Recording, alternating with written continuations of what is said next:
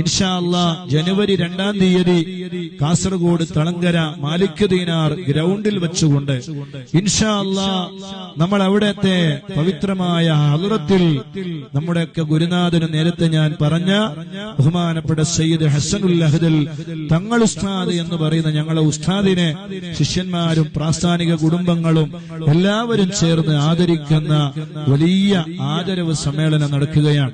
ഷെയ്ഖുനാ സുൽത്താനുൽ ഉലമയും അതുപോലെ അലി ബാഫഖീഹ് തങ്ങളും ബദ്റുസ്സാദാത്ത് സയ്യിദ് ഇബ്രാഹിമുൽ ഖലീലുൽ ബുഖാരി തങ്ങളും അങ്ങനെ തുടങ്ങിയ നമ്മുടെ നേതാക്കളൊക്കെ പങ്കെടുക്കുന്ന വലിയ പരിപാടിയാണ്. ആ പരിപാടിയിൽ എല്ലാവരെയും ക്ഷണിക്കുന്നു. മദനിയ മജ്ലിസ് ഉൾപ്പെടെ ഇൻഷാ അല്ലാഹ് അസ്ർ നിസ്കാരത്തിന് ശേഷം മദനിയ മജ്ലിസ് തുടങ്ങി അങ്ങനെ മദനിയ മജ്ലിസും കൂടി ഉൾക്കൊള്ളിച്ച് വരുന്നവർക്കെല്ലാം ഭക്ഷണം ഉൾപ്പെടെയുള്ള വലിയൊരു പരിപാടിയാണ്. വെള്ളിയാഴ്ച രാവ് കൂടിയാണ്.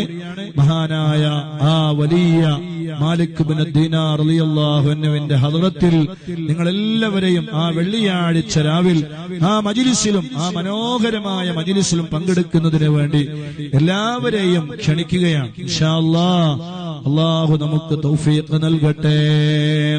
അല്ലാഹു നമ്മുടെ പരിപാടികൾ വിജയിപ്പിച്ചു തരട്ടെ.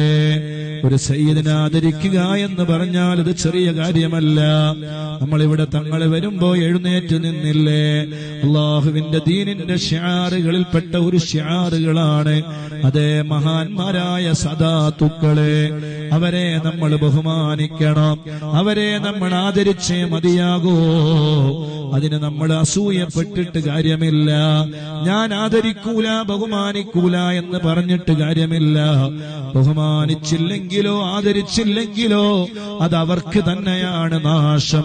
അല്ലാഹു നമ്മുടെ ആഖിബത്ത് നന്നാക്കി തരട്ടെ.